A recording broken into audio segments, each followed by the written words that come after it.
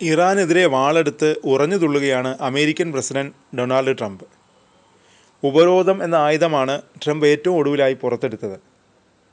അമേരിക്കയുമായി അടുത്ത ബന്ധം പുലർത്തുമ്പോഴും ഇന്ത്യ ഇറാനെ കൈവിട്ടിട്ടില്ല. ഇറാനുമായുള്ള ചബഹാർ തുറമുഖ പദ്ധതിക്ക് തുടർന്നും പിന്തുണ ഇന്ത്യ അറിയിച്ചിട്ടുണ്ട്.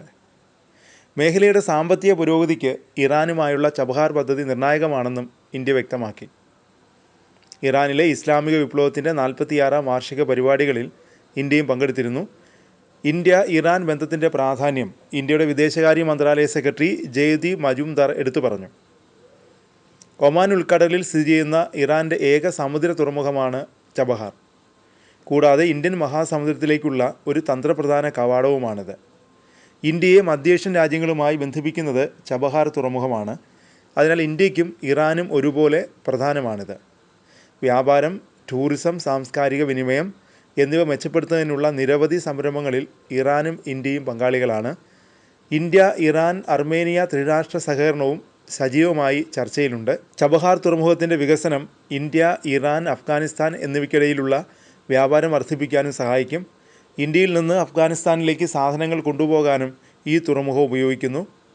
ഇറാൻ്റെ ആണവ സമ്പുഷ്ടീകരണ പദ്ധതികൾ പിൻവലിക്കുക, എണ്ണ കയറ്റുമതി കുറയ്ക്കുക എന്നീ ലക്ഷ്യങ്ങളോടെയാണ് ട്രംപ് ഇറാനുമേൽ വീണ്ടും ഉപരോധം ഏർപ്പെടുത്തിയത്. ട്രംപിൻ്റെ ആദ്യ ഭരണകാലത്ത് ചബഹാർ തുറമുഖ പദ്ധതിക്ക് ഇന്ത്യ ഉപരോധ ഇളവ് നേടിയിരുന്നു.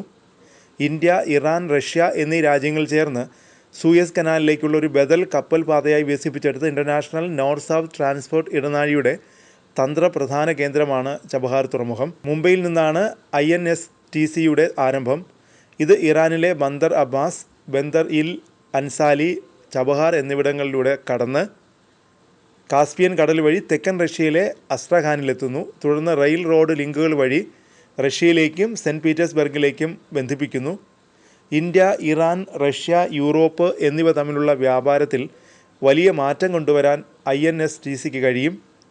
INSTC നടപ്പിലാക്കുന്നതിൽ ചബഹാർ തുറമുഖത്തിൻ്റെ വികസനം പ്രധാനമാണ്. ചബഹാർ കരാർ പ്രഖ്യാപിച്ച ശേഷം ഇറാനുമായി വ്യാപാരം നടത്തുന്ന ആരും ഉപരോധം നേരിടേണ്ടി വരുമെന്ന മുന്നറിയിപ്പ് ബൈഡൻ ഭരണകൂടം നൽകിയിരുന്നു. എന്നാൽ ചബഹാർ കരാർ എല്ലാവർക്കും ഗുണകരമാണെന്ന നിലപാടാണ് ഇന്ത്യ സ്വീകരിച്ചത്. 2023-24 സാമ്പത്തിക വർഷത്തിൽ INSTC വഴിയുള്ള സമുദ്ര പ്രവർത്തനങ്ങളിൽ ഗണ്യമായ വർധനവാണുണ്ടായത്. കപ്പൽ ഗതാഗതത്തിൽ 43% വർധനവും കണ്ടെയ്നർ ഗതാഗതത്തിൽ 34% വളർച്ചയും ഉണ്ടായിട്ടുണ്ട്. ഇന്ത്യയും ഇറാനും തമ്മിലുള്ള ഉഭയകക്ഷി വ്യാപാരവും വർദ്ധിച്ചു.